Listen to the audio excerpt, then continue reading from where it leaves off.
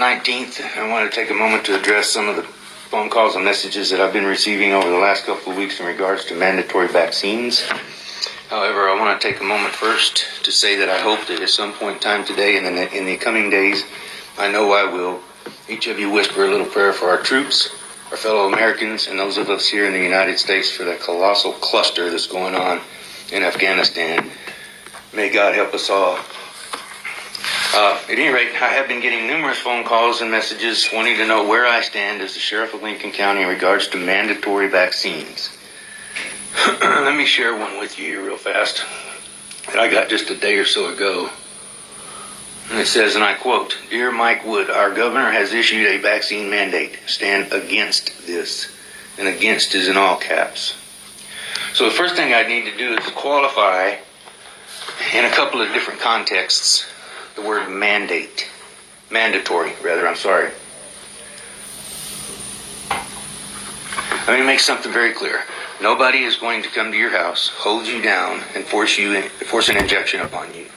Nobody is going to throw up a roadblock or pull you over on the side of the road and force an injection upon you. No one's going to gather up masses and herd them into a building and force an injection upon you. Not because I say so, but because we the people say so. So in that context, I can promise you that's not going to happen in Lincoln County. The other context would be in the sense that you either do not receive or do not have the ability to go somewhere as a result of not receiving this vaccine. I know that at the moment the federal government and the state of New Mexico has mandated its employees, state employees, healthcare workers, public educators, etc., to receive the vaccine. I have a problem with one single executive level elected official mandating something be inserted into your body, be it a needle or a test swab, and threaten your ability to provide for your family, feed your kiddos, pay your bills, as a punitive measure for not doing so. That being said, and let me clear this up real fast right now, and I should have done this a moment ago. This has nothing to do, what my opinion has nothing to do with the vaccine itself. Again, I have loved ones, family, friends, constituents, citizens on both sides of this. This is a freedom of choice issue. I will always stand on the side of liberty, civil liberties, the Constitution, when it comes to mandating something be put into your body. Over the weeks, it has been, my take on this has been likened to the inability to drive drunk, the inability to drive without a seatbelt. This doesn't even compare, it doesn't come close. Those decisions were made after public comment. Two different bodies of legislators evaluated and voted on those issues, and then it was put before the executive, the governor or the president. It was law. This is a mandate. This is one single person saying you're going to do this or you're going to lose your job. I have a problem with that. I have a huge problem with that. So when I started receiving these messages and I heard of the mandates that were coming down on these vaccines, I went out and I started consulting, as I feel like I should, my obligation, my duty, individuals directly affected by this.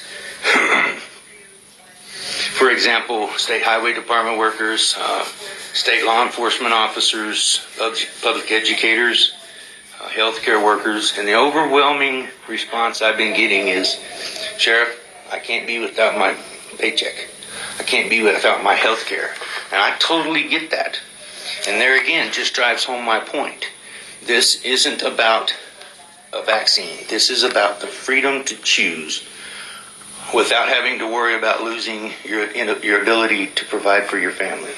So I stand on the side of personal choice in this matter, civil liberty when it comes to injecting something into your body. I will tell you that on the 10th of August, there was a regular meeting of the Lincoln County Board of County Commissioners. During that open meeting, the county manager was seeking some direction in terms of how to proceed. Sick leave for those who were calling in sick during the pandemic, who might be ordered or instructed by their supervisors to go home if they were displaying signs of illness. Anyways, they ironed all that part out.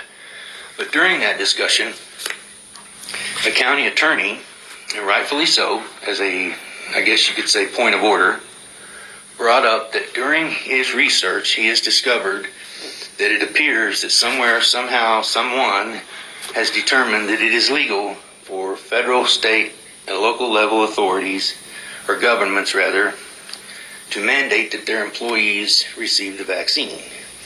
Well, this threw up a red flag with me real fast, and it did so with others. And then during that discussion, the other elected officials, the treasurer, assessor, the clerk, myself, they allowed us to weigh in on that. And I immediately took a very firm stand and said, wait a minute, set the brakes, tread lightly before we go there. Well, fortunately, the Board of Commissioners made it very clear that that was not something that they were going to do in Lincoln County, New Mexico.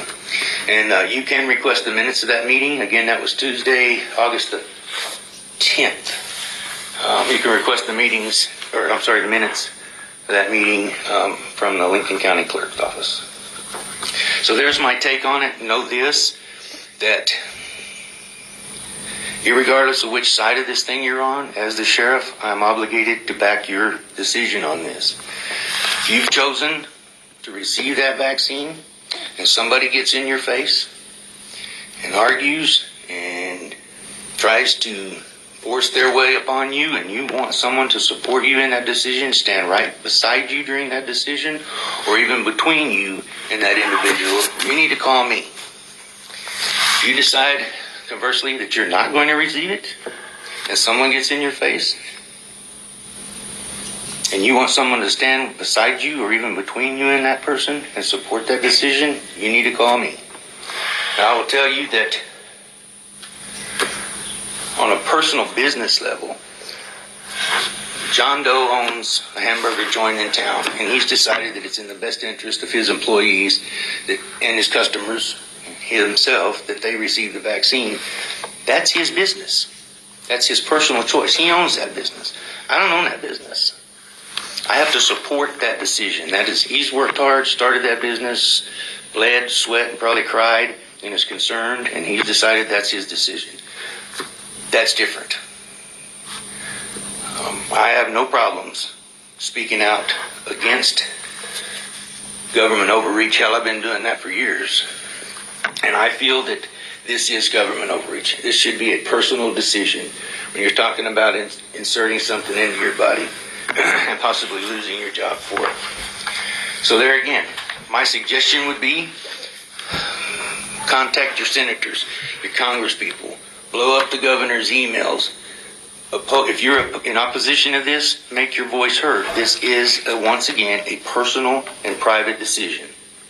I'll stand with whatever decision that you decide to make. If you get opposition to it, you just give me a call. That's where I stand on this.